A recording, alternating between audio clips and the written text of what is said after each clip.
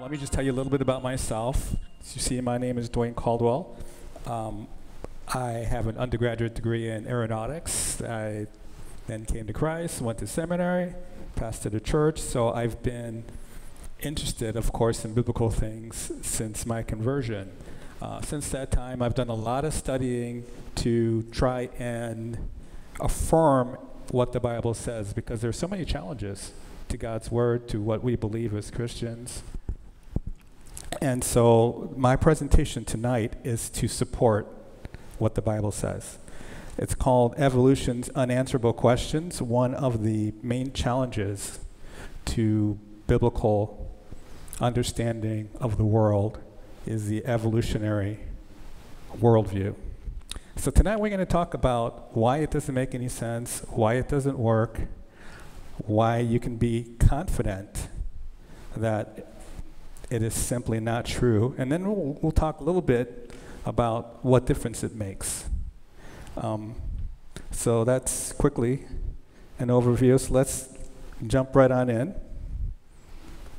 So the topics of discussion, we'll look at the origin of life, cellular complexity, DNA, the Cambrian explosion, consciousness, the origin of non-material entities, and molecular machines. All right? So first up, we'll look at evolution's explanation, or lack thereof, for the origin of life. Now, before you can discuss something, you really have to define it so you know what you're talking about. But the problem with evolution is it's used in so many different ways.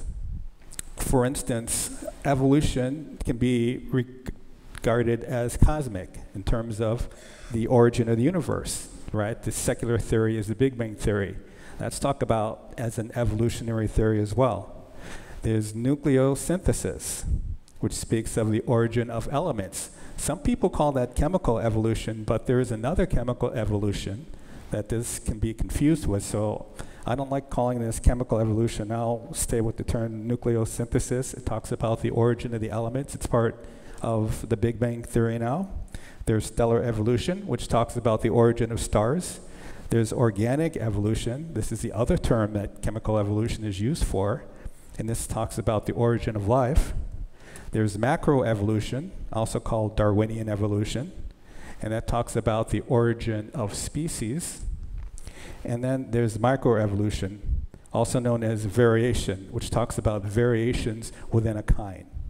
Now, of all these types of evolution that they talk about, only one has been observed. That is variation. As Christians, as creationists, we believe that creatures do change. There's variation within a kind. But all the other types of evolution, as they call it, they've never been observed. So if you're talking about evolution, let's speak specifically about creatures now. What do you mean by Darwinian evolution? Because there are lots of definitions for that as well. So Stephen Meyer, one of the intelligent design advocates and very, very well known, he's one of the superstars. He has defined 6 of the ways that evolution is commonly used. So it can be defined as change over time. It can be defined as a change in the frequencies of alleles in the gene pool of a population. And that's a very narrow definition. It has to do with genetics. It can be defined as limited common descent. That harkens back to Darwin's original definition, which we're going to look at in a little bit. You can call it natural selecting, acting on random variations or mutations. That's a little bit of Darwin mixed in with a little neo-Darwinism. We're going to look at both of those as well. And you can call it universal common descent. That's from classical Darwinism. So you see there's all these mixtures. They've got genetics, they got classic Darwinism, they got neo-Darwinism. They're all over the board with this word. So you really have to define what you're talking about when you're talking about evolution. Oh yeah, there's, of course, Richard Dawkins, the blind watchmaker thesis. He's used that as well. So what are we talking about? We're going to talk about the way it's commonly discussed today, and that's, though the term is not often used, it's neo-Darwinism. Paul Nelson, another intelligent design advocate, defines it this way. Neo-Darwinism is the common descent of all life on Earth from a single ancestor by undirected mutation and natural selection. He says that's a textbook definition. So that's Neo-Darwinism. Well, what do we mean by Darwinian or classical evolution? Well, the tenets of classical evolution, and this is defined by Ernst Mars, the recognized authority in the field. It starts off with the basic theory of evolution. The basic theory of evolution is the non-constancy of species.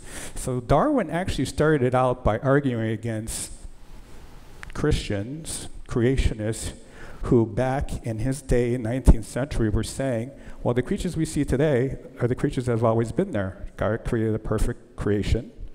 So if everything is perfect, no need for any change. So what is here today was what was there back in the Garden of Eden.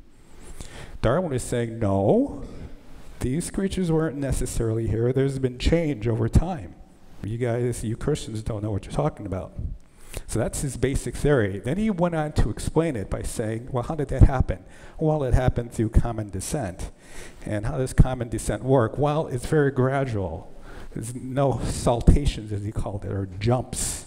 You can't have these big jumps between a very primitive creature and a very complex creature. No jumps. And what that results in is a multiplication of species. So you see all these various different species based on this, and it all happens by natural selection. You get these changes, and natural selection happens or helps to weed out the fittest. You've heard the term survival of the fittest. Well, that's natural selection acting on this process. So that's an overview of Darwin's classical theme. So can we, as modern Christians, creationists, can we believe any of Darwin's theories? Well, he starts with the non-constancy, or change over time. Now, if he had stopped there, we could agree with that. We could look and say, yes, there's been change over time. And if he had stopped there, we'd all be Darwinists. We wouldn't be here tonight.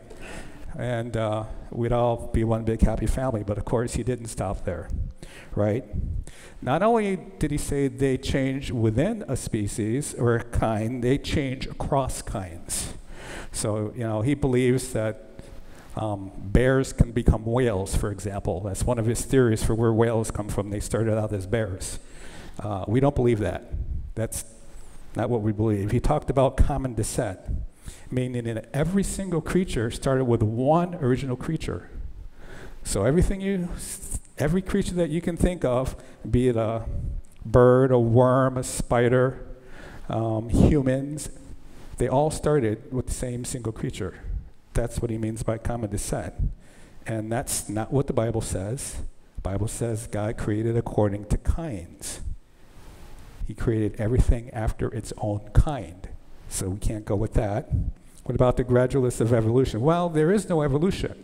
So that's right off the bat. We can't agree with that. Multiplication of species, well, that depends on what you mean.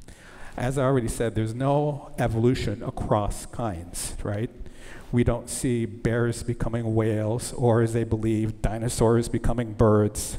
That didn't happen either, but that's what evolutionists believe. But we do believe of variation within kinds. So if you look at the bears again, there are various types of bears. You got black bears, polar bears, grizzlies, so on and so forth. So we do see variations within a kind, but they're all bears, right? They don't change. They're still the same species. So we recognize variation, but not the type of variation that Darwin was talking about. What about natural selection? So natural selection can't do what Darwin wants it to do. Darwin wants to take some very simple creature and turn it into some complex creature. That's not what natural selection does. Natural selection actually removes information. So if you start with dogs, for instance, medium hair dogs, and you put them in a place where it's cold, what happens? The genes work such that the hair, people with the ones with the dogs with the longer hair tend to grow and survive because it's cold. You put them in a hot place, what do you get? So you get dogs with shorter hair. So That's the kind of change that natural selection can do. You can't take the dogs and turn them into, a bird or a dinosaur or something. It doesn't do that. So we do believe that natural selection can help traits be expressed. So Darwin talked about the finches that he studied in the Galapagos, and he saw some finches with the big beaks and the short beaks, fat beaks, thin beaks, and he thought that he was seeing evolution. He was seeing variations within a kind. They're all finches. They didn't change. And yet they believe that that is indicative of macro, large scale, or Darwinian evolution. It is not. And we're going to talk about why it's not. So we're going to use the common definition that is used today for evolution, and that's neo-Darwinism. The common descent of all life on Earth from a single ancestor using undirected mutation and natural selection. The primary difference between this and classical Darwinism is the addition of the genetics, the mutations. Darwin didn't know about mutations, right? He had no idea, even though Mendel was working and doing his experiments on plants at the time. Darwin didn't see it, didn't know about it, wasn't included when he published Origin of Species in 1859. So that is not a part of classical Darwinism, but since this is what Darwinists believe, this is where we're going to go. Now, a key thing we need to keep in mind and point out, it relies on undirected mutations, meaning they're not planned, they're random, and they're accidental. Darwinists would like to claim that evolution is not random because natural selection is directing things, right? But if the mutations are random and the mutations are the driver of the change, it is by definition a random process. So let's look at this first unanswerable question, now that we know what we're talking about. So in Darwin's day, his critics replied, well, Darwin may have explained the survival of the fittest, but he did not explain the arrival of this fittest, right? So where did the creatures come from? Where did life come from? Which is the first unanswerable question. What is the origin of life? Darwin never talked about the origin of life. He talked about how one creature becomes another creature. He didn't talk about how the creatures get there. So what you might commonly get, particularly if you go online, as I know Dave does, and speak with evolutionists, they say, well, you don't know what you're talking about because Darwin never talked about the origin of creatures. He talked about the origin of species. Well, so it's not a problem he tries to solve. That's true, but that's not how atheists and most evolutionists understand it today. Right? This is Richard Dawkins. You may recognize him. He's the one who said Darwin made it possible to be an intellectually fulfilled atheist. Why? Because it gave them a consistent worldview that supposedly explains everything. Well, if it supposedly explains everything, that would be the origin of life as well. But it doesn't do that. You can also take it from the point that there are a lot of evolutionists who support what I call chemical evolution.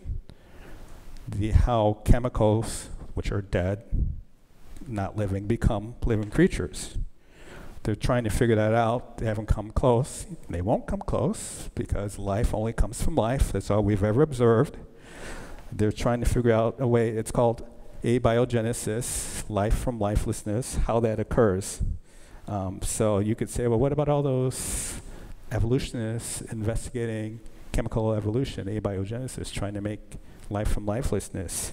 They're trying to make it part of the theory. So it's really disingenuous if they try and say, well, Darwin never, and evolution doesn't try and explain the origin of life. It doesn't, and he didn't, and it can't, but that's one of the problems, that it can't. So one of the suggestions they may make for how chemicals became alive or how it could have occurred, we're going to look at that, and we're also going to look at why they won't work. So the first suggestion, and Darwin came up with this himself, is that life began in a warm pond. Right? So why would he suggest that? Well, what do you have in a warm pond?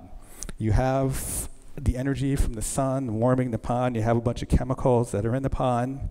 And so Darwin had a very simple view of how creatures started. He had no idea about the complexity of cells. He thought you could mix some chemicals together and poof, you have life. Doesn't quite work that way, as we're going to see, but that's what he thought. Now, what are the problems with life starting in a warm pond? This is Jonathan Safarti. He works for Christian Ministries International, Creation Ministries International, CMI. You may recognize him. He says any chemist wouldn't have water in the reaction because water tends to drive the reaction in the opposite direction toward the little molecules. And what are you trying to do? If you're trying to create a creature, you have to take small molecules and make them bigger and have them build until they become something that can support life, right? But water drives it in the other way. He goes on to say, yet the primordial soup would have inevitably had loads of water in it, so it's the last place a real chemist would try to make proteins or DNA. Both are critical molecules that no creature can live without, right? Proteins drive the reactions in the cell, and DNA contains the information needed for life to exist. You can't create those molecules, so you can't create life. There are other problems with the warm pond theory. You probably heard of the Miller-Urey experiment. That's Stanley Miller with his experiment. And there are lots of problems with it. I won't go through all of them. I'll just list a couple so you can, if it ever comes up, mention it. One of the biggest problems was the wrong atmosphere. So they knew that if there was oxygen in his chamber where he... So what is he trying to do? Let me start there. He's trying to take these warm pond chemicals and make amino acids. Amino acids are the building blocks of proteins. Proteins, as I said, are needed for cells to live. So he's trying to take these, just chemicals and make amino acids by putting a spark in there. And he knows, well, if I put oxygen in there, it's going to ruin everything. I'm not going to get what I want. So they pulled all the oxygen out. Well, that's a problem because they know that in the early atmosphere, there was oxygen. So even on the face of it, his experiment wouldn't have worked because he had the wrong atmosphere, and if he had the correct atmosphere, he already knows right off the bat it's not going to work. Aside from that, down there I'm showing he had a mechanism to remove stuff he doesn't want. It's called a trap. So all the bad, dirty chemicals that would drive things in the wrong way, he had a little trap to kind of keep it away from the stuff he wanted. Would you find that in nature? Would you find a nice little chemical trap to remove the things that you want from your experiment? No, you wouldn't find that. Yet he included that. One of the other big problems, if you've ever been to one of the lectures by Ken Funk, you would have heard about chirality. So the amino acids that we've been talking about that Miller's trying to make come in two types. They're right-handed and left-handed. And as it turns out, almost all the amino acids in your body are left-handed. And if you try and introduce right-handed, it breaks things down. It doesn't work. So they're all left-handed. But yet when you come across amino acids in nature, you get random left and right amino acids. So you'd have to find out a way that if you're trying to create life, all your amino acids are left-handed, when in nature you're going to get them both. And you get both left and right-handed. So that would be a problem as well, because if you had both, once again, you're not going to be able to create what you want. So that's another problem with this experiment. So it's been widely recognized, and I don't know if you've heard it, that Miller's experiment is actually a failure. It was once hailed as a great breakthrough. They now recognize it's a great failure. The inference that Miller's synthesis does not have a geological relevance has become increasingly widespread. That's from 1977. So let's move on. So what are some of the other suggestions that they make for how this initial life may have come about? Well, some have suggested on the backs of crystals. Yes, you heard me correctly, crystals. Now, why would they suggest crystals? Well, the main reason is their ability to replicate.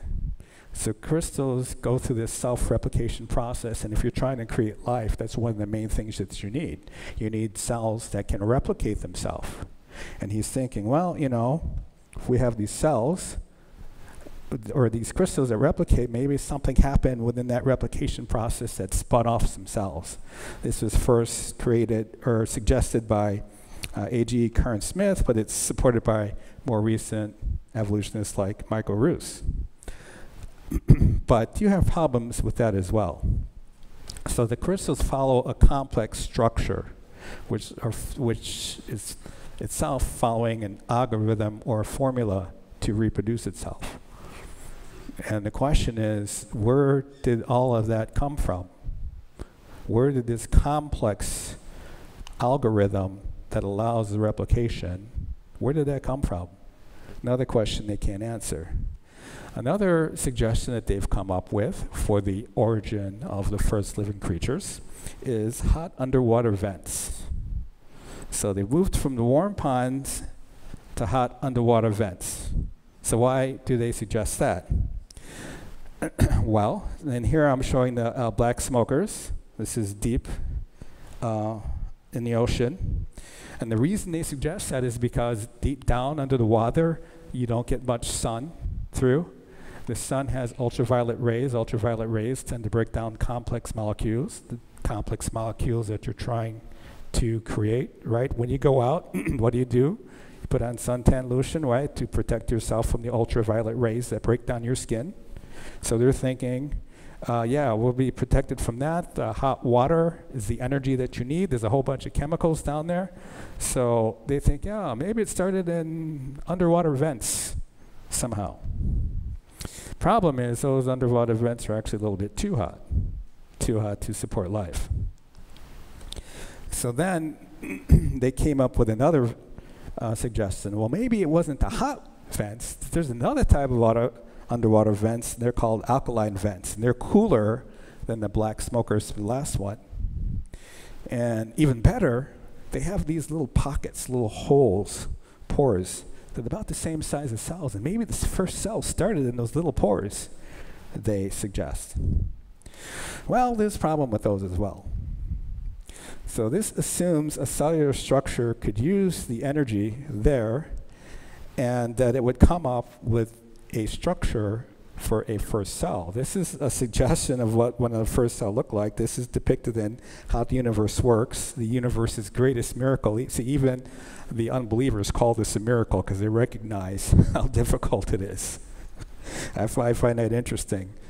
But anyway, so this is their depiction of the protocell from where life may have come from. And what do we have in this cell? Well, we'll come back to that. Before we do that, let's talk about one other suggestion that they make for where life could have come from. Maybe life was seeded from space. Life is so complex, maybe it didn't start here. Maybe it came from out there in space. This is the suggestion of the co-founder, co-discoverer of DNA, Francis Crick. After looking at the complexity of DNA and understanding what it did, he's like, no, this is no accident. It must have come here from somewhere else. Well, actually it did, it just didn't come from space. You won't recognize where it came from. But you're right, it's no accident. Here's another person, Sir Fred Hoyle. He's the one who coined the term, the Big Bang, right? He used it derisively, by the way, because he didn't believe there would be this big, bang explosion where everything came out of nothing from when time didn't exist. He also authored the theory of nucleosynthesis, where the chemicals came from, that we talked about earlier. So he looks at things and says, no, they couldn't just pop in, must have come from space. This is a more recent guy, Chris McKay. You may see him on some of the science shows. He also believes the theory is called panspermia. So all these the spermia seeds being seeded from outer space. But besides these solutions not working, they have another problem. These supposed origin of life solutions themselves have another origin problem when you look closely at them. For instance, when you look at the warm pond, you have to ask yourself, where did the warm pond in this nice environment for creating life come from? And when you look at the Big Bang Theory, getting water, especially in the amounts that we have it, is actually a problem. Because what does the Big Bang say? The Big Bang says that stardust coalesced into this big rock. And so now you have this rock of stardust. Well, if you got all this stardust, where's the water? They don't have a good theory. Some say it kind of fell from asteroids from space. But they don't have a good theory. So where did the water come from? Where did this nice environment come from? What's the origin of all of that? How about the crystals? What's the origin, as I mentioned, of the complex algorithmic information that allows them to replicate? Where did that come from? Is that just an accident as well? How about the alkaline vents? Once again, you have the problem with the water, and then you have the problem with the protocell, which we'll get to. And then panspermia, this is my favorite, right? So what's the origin of the alien life that seeded it, right? So they say, okay, it didn't start here, it must have started out there, okay? So what you've done is now you've moved the origin of life problem from Earth to somewhere in space. So now you have to ask, okay, where did the aliens come from? You have the same problem. They really haven't answered the question. So those origin of life answers create another origin problem. So let's move on to our next unanswerable question. What's the origin of the cell? We've been talking about that. So keep in mind, the cell is a very complex structure. When asked about the complexity of the cell structure, Ben Stein, if you saw No Intelligence Allowed, he asked Richard Sternberg, if we compare the simplest cell to a mud hut, which was Darwin's understanding, what do we now understand the complexity of a cell to be? And he compared the complexity to a Saturn rocket. Rockets, the rocket that took us to the moon. That's how complex cells are compared to a mud hut. So a very complex structure. Here we see some of the complex structures in the cell. I'll just point out a few of them just to re-emphasize how impossible it is for these structures to come together accidentally. So first you have the mitochondria. Mitochondria are the ones that create the energy. There's specific complex molecular machines in them that allows the energy to be created. We'll look at them a little later. There's the nucleus with DNA. DNA is a big problem. We'll look at that a little later too. DNA houses the information needed for the cell to live, to replicate, to make more proteins, to do everything that cells do. We'll look at that problem. There's the cell membrane, an amazing structure. What does the cell membrane do? Well, first of all, it keeps everything within the cell. More amazingly, it keeps the stuff that's inside, the stuff that's outside, and it only allows the stuff that is needed to pass through. So stuff it doesn't want, it somehow knows to keep out, and the stuff that needs to be removed, the waste stuff, it lets out. That's pretty amazing, and yet that happened all by itself according to the evolutionists. Then you have the Golgi body, that big structure that you see there.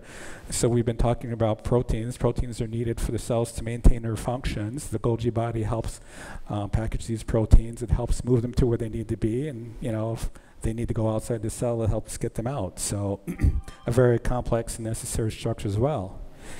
And it's all very interesting because according to the evolutionists, none of this was designed. It all happened without design and without purpose, right? Whereas supposedly, according to Dawkins, are simply the accidental aggregation of stardust in an amoral, purposeless, blind, pitiless, indifferent cosmos. So that's what the evolutionists would have us believe.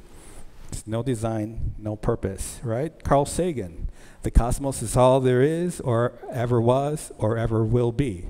So what's he saying? There's no gods, no spiritual realm. There's just the material. There's no purpose, right? There's no mind that's organizing it. It just is the way it is. So if that is all true, if it's all mindless, purposeless, undesigned material, where did the protocell come from, right? So this is the one they're saying that's forming in these alkaline vents. You've got these cells in the little pores. But when you look at this protocell, we see structures in complex cells, right? So there are the structures that produce the energy, and this isn't coming from me. Notice I said this is from what the purveyors of the secular science, shows like how the universe works, are telling us. There's energy producers in there. That would be the mitochondria. There's the cell nucleus. We know in the cell nucleus is the DNA, the information needed for cells to replicate, to create proteins. There's the cell membrane doing all that wondrous work. And then we have the Golgi apparatus, which is helping move things around to where they need to be. All this in a protocell, all very complex structures, and yet it supposedly just happened. But recall their own requirements. They're the ones saying there's no planning, there's no design, there's no sequencing, there are no molds, no guides, and yet it all supposedly happens within a very specific time frame, right? You can't have part of the cell happen like at the beginning of time and then a couple million years later, because you know they work all this thing over billions of years, you have another part. No. It all has to be there at the same time and brought together in the right order and the right sequence to work. So what is the possibility that all that happens? Well, Doug Axe, another intelligent design advocate, has made a helpful analogy. He says, by rough analogy, we can liken a cell to a car, then the individual protein molecules within that cell are like the individual mechanical parts of the car. Proteins are that crucial to life.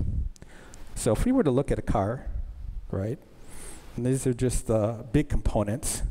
This is what you could call a macro view. All these components are made up of smaller components, right? And you can look at the individual components themselves, right? So here is the engine component, and it's made up of other components, right? And you can go even closer, right? And what you notice is that all these parts are designed. They're put together in a specific way, in a specific order, right? They have to be assembled. When you look at a cell, you have much the same thing. You have complexity upon complexity. They're put together in a certain way, in a certain order, right? You have all these structures that need to be there at the same time. They can't just randomly be scattered throughout, you know, the oceans where they believe they may have started. They have to be together, working together, organized in the proper way. So we could ask some more questions concerning just cells. So where did those individual parts come from? Do you believe any of the parts of your car are accidental, that they just kind of randomly pick up metal pieces and throw them in there and make your car? No, every single piece in your car is designed, isn't it? And it's the same way with the cell. Everything in the cell looks designed. They will say that's just the appearance of design. Well, if it's just the appearance, why is it doing exactly what the design makes it look like it's doing? So where did those individual parts come from? Remember, it's supposed to be all an accidental aggregation of materials. Now, how many accidents were there? Well, in a car, there are about 30,000 parts. So if it was accidentally put together, you have about 30,000 accidents. How many proteins do you have in the human body? There are about 100,000 of them, of varying lengths. So the human body is, first of all, much more complex than a car. And according to evolutionists, each one of these 100,000 proteins came about by accident. Right? Because they're saying, remember what they're saying, there is no design. It's accidental. It's purposeless. There's no design, no purpose, no evil, no good. So all of those 100,000 proteins that the body needs had to come about by accident. They all had to be assembled together by accident. Does that even sound remotely feasible to you? It's really amazing. So what's the chance of creating even just one protein? So one functional protein, a short one would be about 150 amino acids, right? So the amino acids make up the proteins. You get the amino acids together in a certain sequence, and then they're actually folded into a three-dimensional shape. They're further edited, and then they're taken out to do their function.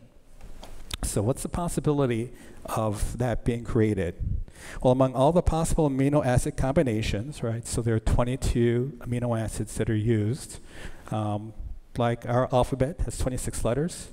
You can make, millions, billions of words with our alphabet. There are 22 amino acids. Think of all the combinations of that. Among all the possible amino acid combinations, the possibility of generating just one short protein by mutation is roughly 1 in 10 to the 74th power, or 1 chance in 100 trillion, trillion, trillion, trillion, trillion, trillion. Do you get that? To put that into perspective, it's worse than the needle in a haystack. In context, there's about 10 to the 65th power atoms in the entire galaxy.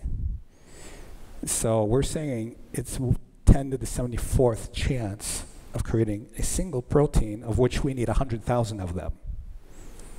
So it's worse than trying to find a single atom out of all the atoms in the galaxy. That's how difficult it is. So with the probability of generating just one short protein being 10 to the 74th, there's not enough time in the 4.6 billion years that they claim the Earth is, which of course we don't believe, but that's what they claim. 4.6 billion years, even in that time, there's not enough time to create even a single protein. So how did it happen? How was the first protein created? And then we could ask another question. In order, you can't just have one protein, right? The proteins have to work together to make structures, right? You got to make bone and muscle and ligaments and tissue. All that stuff has got to be made to work together. So you need cooperative mutations, it's what it's called, so that they can make other parts and do what they need to do. Problem is, beneficial mutations, the things that you need to do that, because remember, the engine driving the change is accidental mutation, right? Because they can't design anything, because they deny there's design. So if there's no design and there's no purpose, the only way you can get it is by an accidental mutation. So how long is it going to take an accidental mutation to create mutation such that is beneficial for something to work? It's exceedingly rare.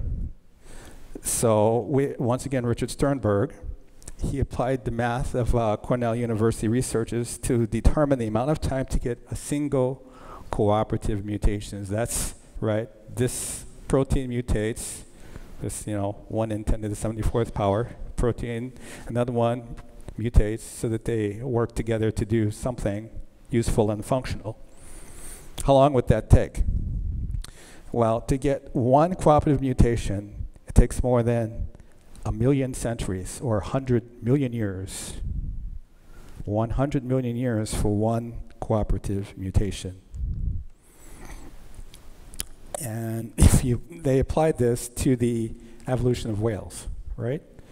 They believe that whales are one of the better cases to support evolution. I don't know how they come across that, but that's what they believe.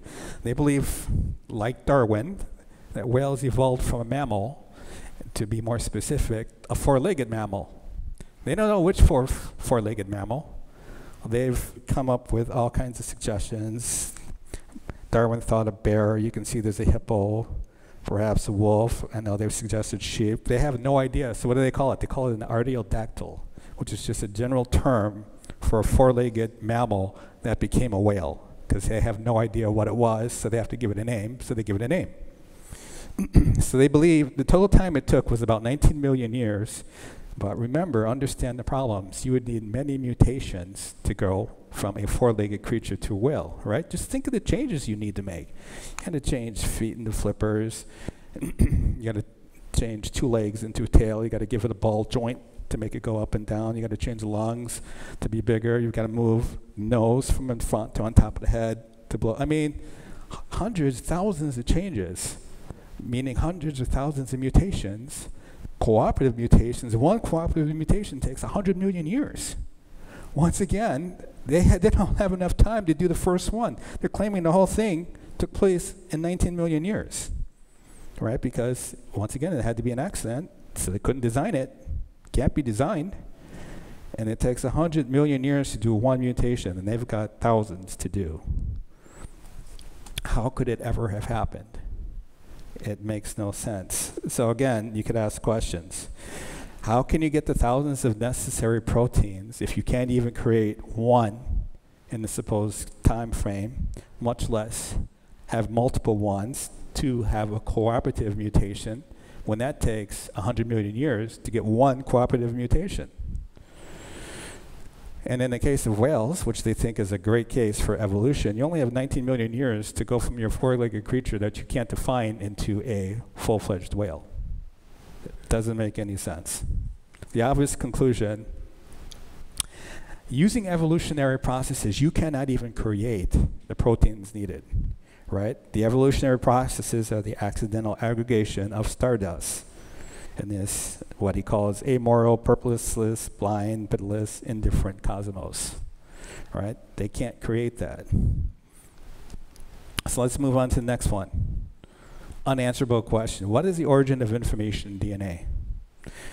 Crick argued, right, one of the discoverers of DNA, in his sequence hypothesis that the specificity of the segment of DNA is expressed solely by the sequence of bases. And this sequence is a simple code for the amino acid sequence of a particular protein. That's a mouthful, right? Simply put, DNA contains coded specific information. That's what he's saying. There's information encoded in the DNA molecule, and that's encoded in the sequence of bases. DNA functions as a library. The cell uses the information in DNA to build the proteins necessary for the cell to carry out its functions. Now, evolutionists are going to deny that. I talked about going online, and you can see them do this. Here's one guy saying DNA is not coded information. It's a double helix chemical chain. And we have another guy. DNA is not coded information. So, in other words, they're denying the Nobel Prize winning person who discovered what DNA does. They disagree with his theory. And their typical answers are what? Oh, it's just the laws of chemistry, right? It's just a double helix chemical chain. So they're denying what it actually does. They'll say it's an accident. But the mistake they make is they don't understand what the process actually is. So if you look at a book, right, here's the book of Genesis. In the book, the pages are not the information, right? The double helix strain is not the information. The ink is not the information. You can pour ink wherever you want. The ink in and of itself is not the information. Neither are the chemicals in DNA the information. What is the information? It's the sequence of letters that are formed by the ink on the pages that convey the information. And that's exactly how it works in DNA. It's the sequence of the bases that creates the information, right? So when you have letters put together, right, in the beginning, God created the heavens and the earth. That's a specific sequence of letters and words that convey information. The information is not the page. The information is not the ink. It's a sequence of those letters and words that you put together. DNA operates the same way. The chemical strands aren't the information. The bases, ATCG is what they use. Those are not the information. It's the sequence of those bases that convey the information. So the question is, what is the source of that information? All right. So at the present, there's no naturalistic explanation, no natural cause that produces information. Not natural selection, right? Not Darwin's theory. Not self-organizational processes, so crystals are not going to give you information. Not pure chance. You can't just roll the dice with all these random mutations and get information. None of those things, we know for a fact, none of those things create information. What is the source of information? According to Stephen Meyer, again, intelligent design advocate, based on our uniform and repeated experience, which is the basis of all scientific reasoning about the past, there's only one known cause for the origin of information, and that cause is intelligence, right? You must have an intelligent mind to create information. The information is not created by any of these other processes that Darwinists have suggested. So what is the origin of the information in DNA? They cannot answer that, and in fact, they will deny, as I showed you before, that there is information in DNA. They'll say it's just chemicals. Now you know better. Just as the pages of the book aren't the information, the ink is not the book, it's the sequence of the words in the book. It's the same way in DNA. Next question, what is the origin of the body plans evident in the Cambrian explosion? So when you look at the geological column, evolutionists believe the geological column consists of creatures buried over millions of years, whose fossils we can now dig up. All right, the problem is, from what they call an explosion of life, starting at the Cambrian level, you can ask what really happened, right? You can see here I've circled, they've got a jellyfish, a soft-bodied creature. How did that soft-bodied creature last over the, 540 million years ago that the Cambrian explosion supposedly happened? That used to be their excuse. Well, we don't have the complete fossil record because, we don't have soft-bodied creatures, and so it's incomplete. Well, they actually have discovered soft-bodied creatures with the hard-bodied creatures. You see there the trilobite to the left and then the jellyfish. So we have remarkably much in the fossil record. The question is, where did those plans or the design for those creatures come from?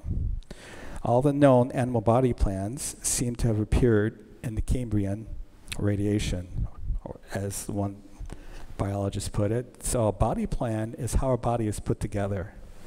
So the body plan for a human is a body, 2 legs, 2 arms, a head. Body plan for a dog is long body, 4 legs, tail, somewhat long neck, snout. Body plan for a bird, right? You've got the core with a big keel to house those strong muscles to support the wings. You got the 2 wings, 2 legs, very skinny legs, short necks, and a beak. So those are body plans. The question is, where did those body plans come from? It's a defensible statement that most of the major body plans are present there in the Cambrian explosion. That's where they first appear, and you can see all these various types of body plans in there. We won't talk about them much, but you can see there's a whole bunch of stuff there. The problem for evolutionists is that, according to their theory, they appear suddenly, right? Which is against Darwin's theory, right? Darwin said it all happens gradually. And yet when you look at the fossil record, they just appear. They call it an explosion of life. So that is a problem. It's called Darwin's dilemma. There's no evidence of multiple previous simpler life forms getting more complex. These creatures appear suddenly in the fossil record, not gradually. Where did they come from?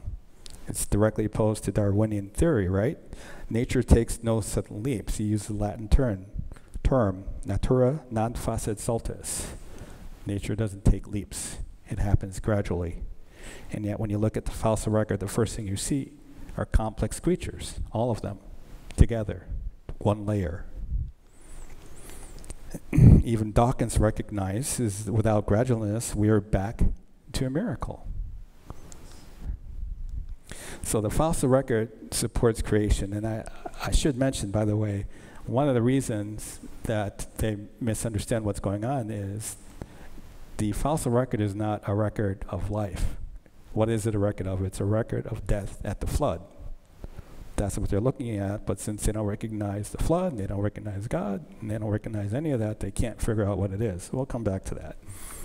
But what does the fossil evidence actually support? It supports the creation account in Genesis. What did Darwin expect? Remember, he starts with a single creature. So at the bottom of this Darwinian tree of life, you have the original common ancestor, and from that, all creatures are supposed to come from. So it's you can consider it a bottom-up way of looking at life. What does the Bible say? It says that God created according to their kind. So you have dog kind, and you have monkey kind, and bird kind, and dinosaurs, frogs, right? All according to their kind, right? And that's actually what we see in the fossil record. We don't see a single, what they call a LUCA, last universal common ancestor. We have never seen that. And they're trying to figure out what it would be. They can't find it. They never will find it. They may think they find it. They'll be wrong, because what God did is created things according to their kind. So that's just one problem, right? The fossil record doesn't support it. But they have another problem regarding the body plans, right? So Jonathan Wells, author of Icons of Evolution, great book, if you haven't read it, talks about many of the problems of evolution. He says the body plan, as far as we know, is not in the DNA. That's a big problem when you think about it. Because if the body plans, the things that change you from, as evolution would say, there was some common primate that evolved into human. If the body plans are not in the DNA, they have no mechanism to create a body plan, right? There's no amount of mutations that are going to create you a new body plan if the body plans aren't in the things that are mutating. So how do you get a new body plan? You say we started from this one creature, and all change is done by undirected mutation. But if undirected mutation does not control body plans, where did the body plans come from? There's no answer. They have no answer for that either. Natural selection will never be able to create a new body plan if natural selection cannot act on the things that create the body plan. So what are the questions? How do you explain the fact that the fossil evidence points to a sudden appearance of multiple different creatures? We know it's not a record of life, it's a record of death from the flood, but they don't understand that. How do you explain that they appear according to their kinds and not according to the Darwinian tree of life? There's a top-down organization, as indicated in the Bible, right, according to their kind and not a bottom-up, contrary to what Darwin said with his common descent theory. And then how can neo-evolution explain the origin of different body plans when they have no mechanism for controlling the body plan, right? So if they have no mechanism to change it, how did they change? Let's look at another problem, consciousness. What is the origin of consciousness? So once again, let's define our terms. What is consciousness? This is Richard Kuhn. He was host to Closer to Truth, talked about matters of consciousness and philosophy, theology. He defines it as consciousness is what mental activity feels like inside. It's the private inner experience of sensation, emotion, and thought. So it's that experience that he's focusing on. Here's another neuroscientist, David Eagleman. Consciousness is the thing that flickers to life when you wake up in the morning. It's successive levels of abstraction of all that machinery underneath. So it's like the CEO of a company. So the company may direct everything, but it doesn't necessarily know what's going on. You know, if you have a factory, what's going on the line, though it's directing everything. So when you think about it, evolutionists have the same problem with consciousness that they have with the origin of life. Material objects are not alive, and material objects are not conscious. So where did both material objects and consciousness come from? Interestingly enough, they've come up with the same answer, right? Basically, they just appear, it just happens, right? They call consciousness an emergent property. Well, what does that mean? The prevailing consensus in neuroscience is that consciousness is an emergent property of the brain and its metabolism. And when the brain dies, the mind and consciousness of the being to whom that brain belongs ceases to exist. So it just kind of pops into existence, kind of like the creatures in the warm pond that Darwin talked about, right? You may recognize that. Just like things popped into life for the various theories that they proposed, be it the warm pond or the vents or crystals, they say that consciousness just pops into existence when you have a brain that's complex enough. That's proposed by this one MIT physicist. But when you think about it, it doesn't really make any sense. Even Anthony Flew, a former atheist, recognized that it wouldn't work. He abandoned his belief in atheism for a number of reasons, this being one of them. Where did consciousness come from? He gave this example. Why don't you take a marble table, this big marble table, and perform a thought experiment. Think for a minute of a marble table in front of you. Do you think that given a trillion years or infinite time, this table could suddenly or gradually become conscious, aware of its surroundings, aware of its identity the way you are? It is simply inconceivable that this would happen. And yet, this is what evolutionists essentially think. How did the Earth start? Right? You had the Big Bang, you had all this stardust coalescing into essentially a big rock, and the rock became conscious. That's what they believe. And yet, how would that ever happen? The same goes for any kind of matter. Once you understand the nature of matter or mass energy, you realize that by its very nature, it could never become aware, never think, never say I. Yet, we see this all the time in science fiction, right? The material answer is prevalent in sci-fi movies, right? So you see this in iRobot, if you like that. When you think, if you've seen the movie, we have this AI robot or android called Sunny, and it's very ambiguous. Is Sunny alive, or is he just a robot? See, normally androids don't feel, they don't dream, they don't make art, they don't make music. Those are all human properties, and yet Sunny can do these things. So they're presenting Sunny in a very human type of way, I think intentionally. But we're seeing that come to pass now, right? In information theory, computers, there's this test called the Turing test. It's a test to determine how lifelike a system seems. And the question is, can a human interacting with a system determine whether the responses that are given from this system are coming from a machine, like that computer, or from a person? That's the Turing test. Now, originally, it was very difficult for people to even conceive of a machine being complex enough to be mistaken for a human, right? So this is Alan Turing, the mathematician, logician, and cryptanalyst. He first conceived of what he called a variable computing machine. We now call them computers. But he conceived of a machine that could do more than one function, right? So we have this early adding machine that does one thing. It adds, it subtracts, it does math. We now have computers that can do all kinds of machines through programs. Here's an early IBM machine. It's a programmable computer. He conceived of that. So he's considered the father of artificial intelligence. In fact, he's the subject of the movie, The Imitation Game, about cracking codes. All right, that's all part of information theory. But this whole thing about confusing whether it's a system or a person responding to you is very popular in science fiction. You see it in movies such as Uncanny, has this theme in it, Ex Machina. Westworld, as you might notice, I watched a few science fiction movies. Vice, The Terminator, right? He's an android who you could probably mistake if you didn't see him in his get-up there. And of course, Data from Star Trek, The Next Generation. He's clearly one that you would confuse for being a regular human.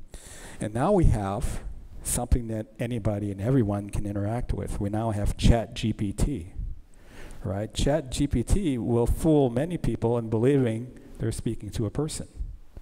It's kind of designed to do that. They take this large language model and they structure the responses to sound like a human. That's part of the goal of having these AI responses. And in fact, it's already leading people astray. I don't know if you've heard of this. There's now a text app called Chat with Jesus. Yes, this is a real app. This is straight idolatry in the 21st century.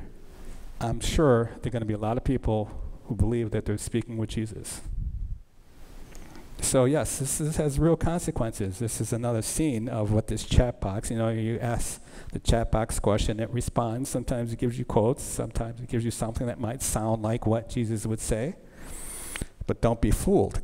Complexity, even the complexity from a robot, is not consciousness. And just like the complexity of the protocell didn't give life to the cell, didn't give life to a Saturn V rocket, which is more complex, or the cell is more complex than that, neither does complexity give life or consciousness to robots, even as complex as data or the Chat GPT AI. So David Chalmers said it well. He basically said, there's a principal gap here. Neuroscience will give us the structure, right, how the brain is made up, but it's never, in principle, ever going to give us more. It's never going to explain what consciousness is. At the bottom there's a gap to consciousness that you can't explain. The science does not explain it. Now, is there evidence that consciousness exists apart from the physical? Because there would be some who say, well, there's no real such thing as consciousness. You just think you're conscious. The material position is we're just, right, the random collection of stardust that are just working according to the laws of physics.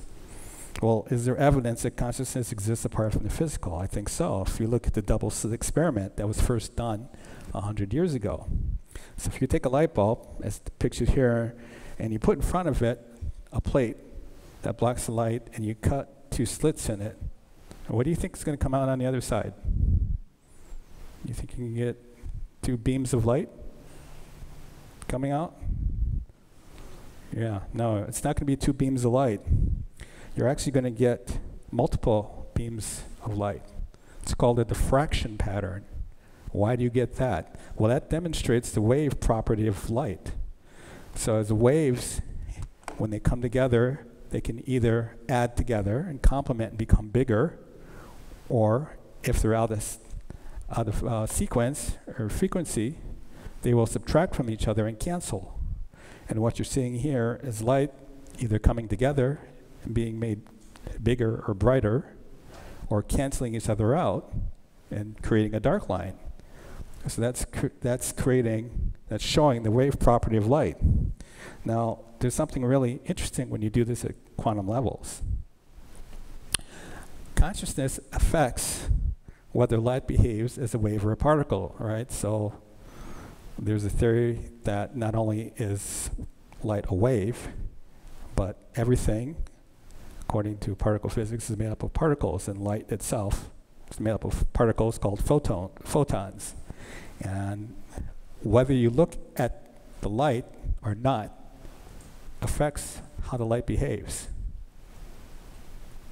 That's kind of amazing, right? Why should consciousness affect what light is doing? But that appears to be the case. So if you look at this double slit pattern again, right? When you're not looking at it, on the left there, you see that the light behaves as waves, and you get the diffraction pattern.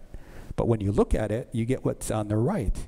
And they're grouping like they've gone through one slit or the other, like they're acting like bullets or particles, according to the particle theory of light.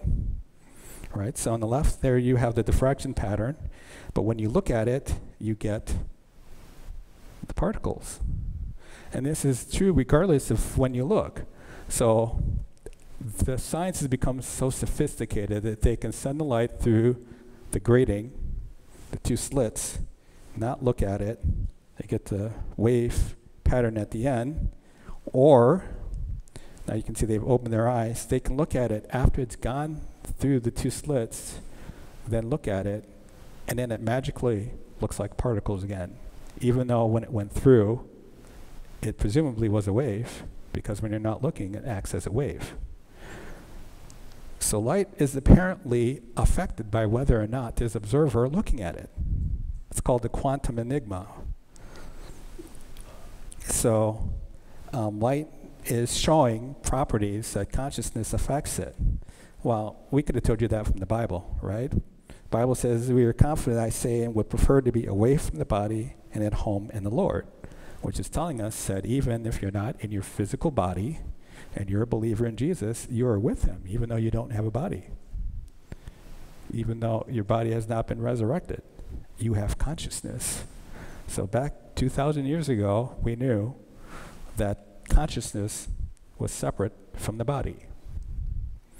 Question 6, what is the origin of non-material properties evident in living material human beings? I mean, we have things like language, morality, reason, logic, as I mentioned, consciousness. Where do these things come from? I mean, when you think of the marble table, do you think of a marble table as having any of those things? It doesn't, right? It doesn't have any of those things. What about data? Even if you think it looks like he has those things, remember, he's just a robot passing a Turing test, right? He's complex enough to make you think he's alive, but he's really just a collection of material parts. So, more importantly, as I said, we know that data was designed, right? He's created. So there are two approaches to where these things come from, right? To showing that they cannot just have popped into existence with the Big Bang, right? You can look at Anthony Flu's thought experiment about the marble table, or you can look at classical information theory. One of the tenets of information theory is that material objects cannot produce non-material entities or artifacts. So in other words, you don't have a computer that's just a computer creating thoughts. Computers can run code that you give it, but the computer is not thinking. Computers can't create that. Here's another question. What is the origin of molecular machines? There are lots of molecular machines, complex molecular machines that are found in bodies. And just to give you an understanding of the problem, let's look at what they say. They tell us that us, humans, are nothing but a collection of stardust. Right? Humans are simply the accidental aggregation of stardust in an amoral, purposeless, blind, pitiless, indifferent cosmos. Carl Sagan calls us star stuff. So why do they say this? Why do they call us stardust? Well, if you look at the theory, right, here's the NASA depiction of the Big Bang. What's at the beginning? You have a singularity as they call it, where there's no space, time, or matter, or energy, but according to the theory, it all pops into existence. I'll use a fairy for that because it's a fairy tale. So you've got your fairy tale, your fairy popping this into existence. What happens next? Well, you have the creation of the elements at that time, and then the elements that are created are the top two, hydrogen and helium, mostly came out of the Big Bang, is what they tell us.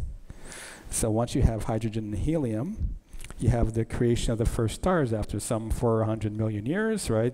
The gases coalesce, they come together, they compress, they start this nuclear reaction. That's where we get the energy from stars. It's a nuclear reaction going on in the core of stars that gives us the energy.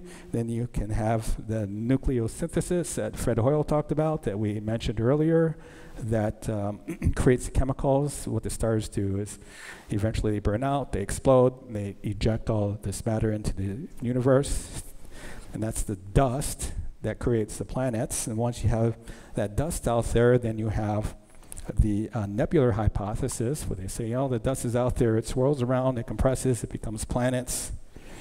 All right, they still can't explain the water, as I said, but we'll leave that alone right now. So you get these planets that are created, and then you can have Darwin. Once you have a planet, you have a warm pond that they don't know where it came from. But anyway, you get the warm pond, and supposedly you have evolution. So where did it all start? It all started with this explosion of the stars creating the stardust. That's why they say we are stardust or star stuff. When you look, right, they keep telling us that we are stardust. How can evolution account for such complex molecular machines which exhibit clear evidence of design, purpose, and foresight, all of which evolution denies? Where did they come from? Right, that's what they tell us. It's an accidental aggregation of stardust. So, to summarize, what's the origin of life? Well, we know in the beginning, God created the heavens and the earth. What is the origin of cellular complexity? Well, God is the creator of all things, simple or complex, right? He tells us in his word, this is what the Lord God says, he who created the heavens and the earth and stretched them out and spread out the earth and all that comes out of it, who gives breath to its people and life to those who walk on it. He is the creator of the complexity that allows life. What is the origin of information in DNA? Well, God, who is perfect in knowledge, according to Job, created all things and created all things by his own hand, is the origin of that information. How about the origin of the body plans? As I said before, the Cambrian explosion is not an explosion of life. It's a record of the death at the flood. And we know that account of the flood, the judgment that brought about the flood and produced those layers of dead creatures that we now see in the Cambrian layers. What is the origin of consciousness? Interestingly, God has revealed himself as the Logos. The Word, in the beginning was the Word, the Logos, right? That means that God himself indicates that one of the main characteristics or quality of God is that he communicates. He is rational. He is conscious. He is what is used to convey things, thoughts, ideas. It's all part of the divine being.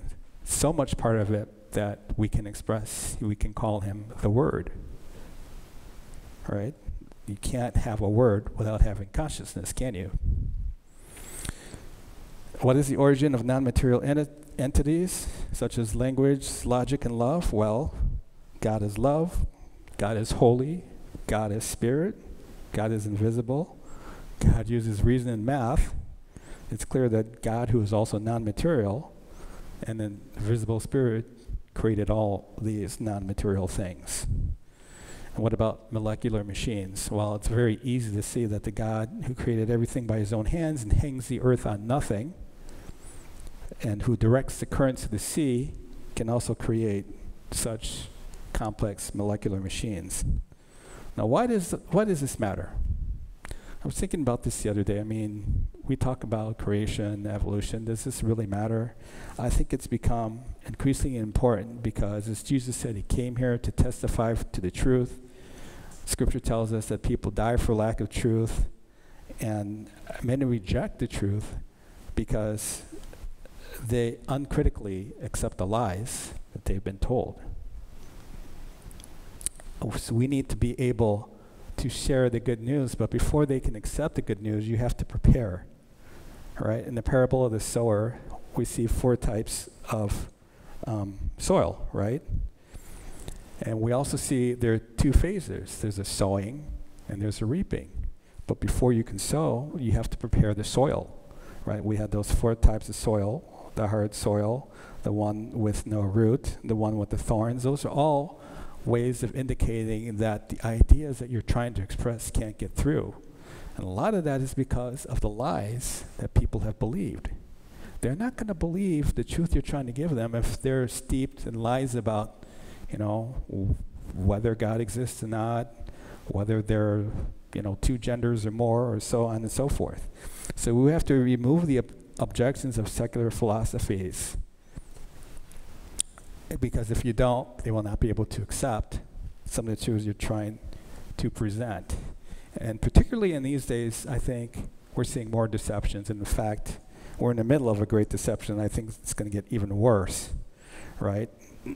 You may have seen this testimony. That's David Grosh, a former intelligence officer, talking about the existence of what the military calls unidentified aerial phenomenon, which is more commonly called UFOs.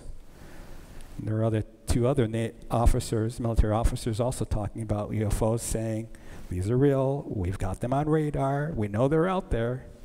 They have no idea what they are. Why do people believe that aliens, extraterrestrials exist? They believe that because they believe the story of evolution is true. They believe just like evolution could have occurred here, evolution could have occurred out there millions of years ago and created aliens who are now here.